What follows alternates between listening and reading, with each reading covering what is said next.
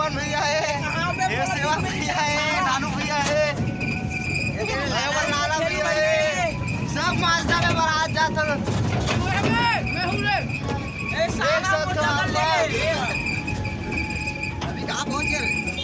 अभी कहाँ पहुँचे थे? अभी अछोली पहुँचे सेवाग्राम के ससुराल।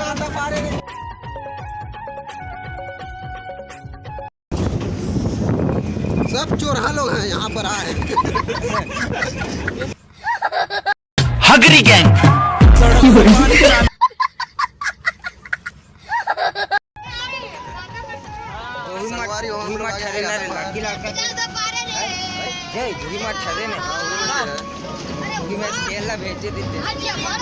आएगा मुर्गा का पार की कहानी सब सुनियो ध्यान लगाएगा मुर्गा का पार की कहानी मुर्गा का पार रण बोड़ के मेला होते गज